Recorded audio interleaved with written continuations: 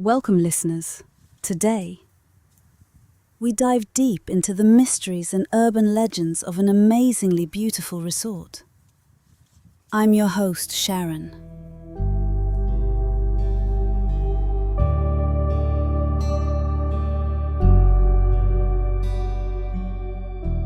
And right now, I am standing on the hilltop of the Michaelsberg. I climbed up the stairs of a building called the Hall of Liberation. This is probably the highest point of this region, and I am looking down from the impressive landmark. The Hall of Liberation is amazingly beautiful, like in a dream. It could be the blueprint of a fairy tale castle, or a Byzantine temple, or a Mediterranean shrine of beauty. It could be a forgotten sanctuary in the desert, or a Lego set. A secret, hidden beyond time. Or a sanctum on Mars. Or a structure in outer space in a science fiction film. Or a lost palace in an end-time movie. The view is breathtaking. The town beneath is called Kelheim in the state of Bavaria.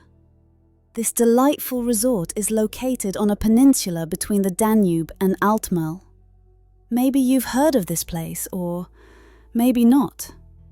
It doesn't make the news very often, though perhaps it should. And now I am here. I came to awaken the secrets that lurk underneath the dust of centuries. This town might not be a tourist destination number one, but this is definitely a place that out-of-towners visit on their way to and from vacation, whether it's a summer trip or an excursion into the woods of the Altmühl Valley. You might stay a night or two here before heading out to the Danube Gorge, or maybe you'd grab breakfast from the cafe on Main Street before heading back to your life in the big city, or wherever you live. This spot, Michelsberg, used to be known as part of a lost Celtic metropolis. It is claimed that the mouth of the Danube River was the entrance to a mysterious Celtic settlement called Elkaimonis.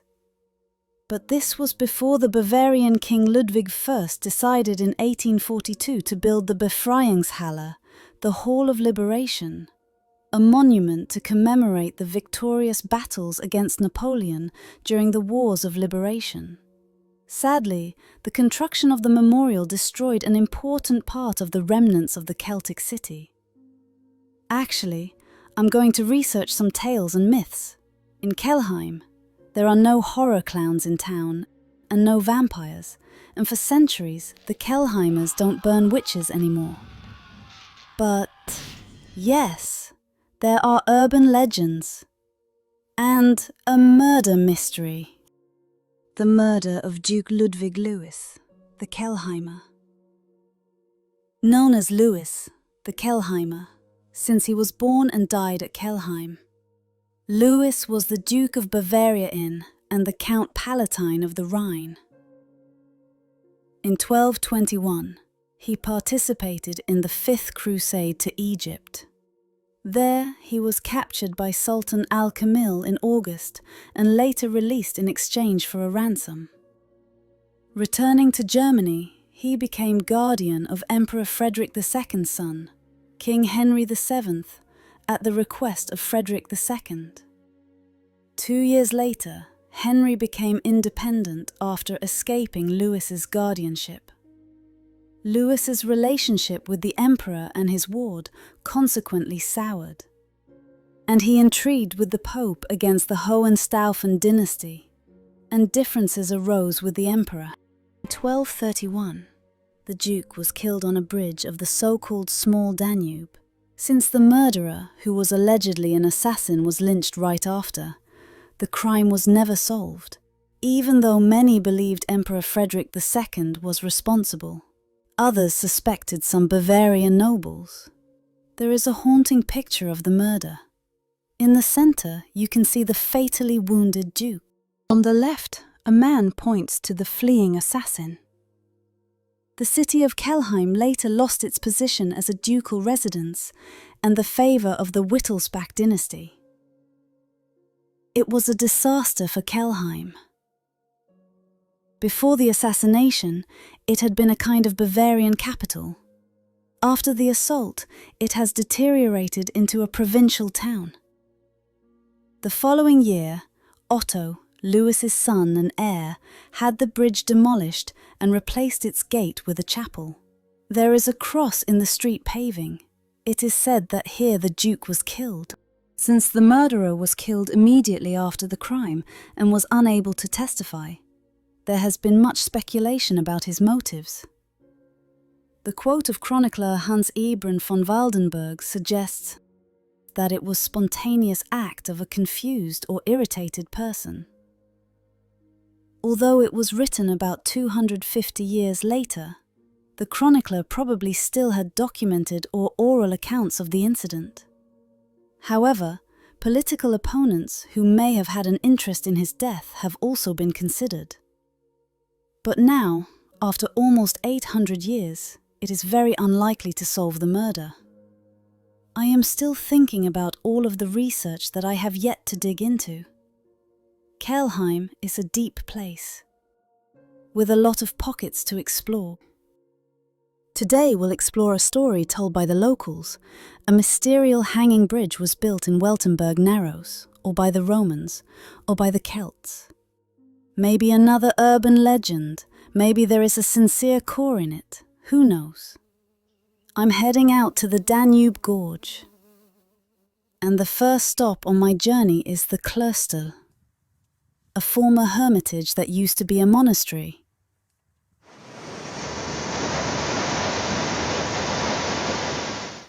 As I stroll along the footpath, I'm surrounded by nature, with the gentle sounds of the river flowing beside. The path is well maintained, making it easy to navigate whether you're walking or biking.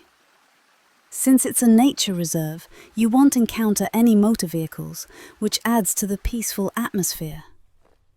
I might spot birds flitting through the trees, or even some curious critters peeking out from the underbrush. I arrive at the Kloster. At first glance, it seems unusual to find a Jewish tombstone embedded in the wall of the Kloster. This place holds within its stone facade a mysterious link to a different cultural history. As I stand there examining the engraved Hebrew letters, a curiosity sparked within me. How on earth did this Jewish gravestone end up here? However, if I just saw something spiritual, I may have been given a clue. A dark secret lurks in this wall. From the Kloster, I'll follow the trail for about another 2 kilometers. The path is well marked and takes me through some lovely natural scenery. A few hundred meters above the Kloster, there's a mighty rock formation that had to be carved out to keep the path along the Danube flowing smoothly. This impressive formation, known as the Beehive, showcases unique weathering patterns, making it quite the sight. Unless there's high water, of course, the limestone massif is riddled with numerous caves, with over a dozen currently known, adding a sense of mystery and adventure to the area. The path just doesn't go any further. As I get closer to the long wall, I can see the wall rising in the distance. As I reach the long wall, I pause for a moment to take in my surroundings. The path just doesn't go any further. The tower rock formation loomed ahead like a giant beast. I need to follow the path up towards it. A scene straight out of a fantasy novel. A forgotten realm where adventures thrive. According to the old stories, there used to be a hanging bridge somewhere around here. A rickety thing that swayed precariously over the gorge below. But now, nothing. My eyes scan the landscape, absorbing the interplay of light and shadow as the sun dips lower in the sky. No looming structure, no ancient ropes hanging from the cliffs, just an eerily quiet stretch of land that mocked my expectations. Yet here I was, grappling with the disappointing reality. Deep down, I knew the charm of adventure always outweighed the risk. As I continued looking for signs of life or remnants of the bridge, I realized that sometimes the real treasure is simply the journey itself, even if it doesn't go exactly as planned. Finally, I arrive at Stausacke. The ferry connects the village Stausacke with Weltenberg, and here I am alone at the ferry dock, calling out for the ferrymen on the other side. Here we go. There's something about crossing that river that gives me a little thrill. I just love it. Perhaps it's the way the sunlight glitters off the water, making everything seem magical. As I stand there, I can hear the gentle lapping of the water against the dock. It makes me think of that song, Don't Pay the Ferryman. The history of Weltenberg sounds fascinating. Legend says it was originally part of the Celtic megacity Alcimonis. Later, it became a Roman military station in the 1st century AD. Archaeological digs have revealed remnants of this ancient site, but it was later replaced by a small fort in the late 4th century. The stories surrounding this place often mention a Roman castle called Valentia and a temple on the hill dedicated to Minerva. An old legend says that the Saint Rupert transformed this temple into a chapel dedicated to Holy Mary in the late 7th century, giving birth to what we now know as Frauenburg Church. This narrative is highly questionable. I finally decide to take a break in Weltenberg Abbey, a highlight for art lovers of church architecture by the brothers Cosmas Damian and Egid Quirin Assam. And nestled along the banks of the Danube River, this Benedictine monastery is not just a place of worship. It's also famous for its brewery, which, believe it or not, has been producing beer since the year 1050. I settled into the calm atmosphere, sipping on a delightful dark beer. Wow, tasty. I take a hike along the circular trail leading up Frauenberg Hill, a delightful trek. I arrive at the beautifully located Frauenberg Chapel, but I see no indication of a Minerva temple. Later, I have a conversation with the local archaeologists. They inform me that there is no proof of a Minerva temple on Frauenberg or a hanging bridge. They are merely local myths. I'm far too tired to consider the thought of walking back. Instead, I take the steamboat and find solace in the gentle rhythm of the boat as it glides along the river from Weltenberg to Kelheim. The journey is more than mere transportation. The golden hour casts a warm glow on the rocks, transforming them into vibrant canvases painted with hues of orange and pink. The gorge of the Danube is surrounded by either side of rocks up to 80 meters tall and is perforated by numerous small caves. Between the so-called Stillen and the rocks of the Long Wall, the river narrows up to 110 meters and reaches a depth of 20 meters. The limestone formations feature fantastic names such as the Three Warring Brothers, Petrified Virgin, Peter and Paul, and so on.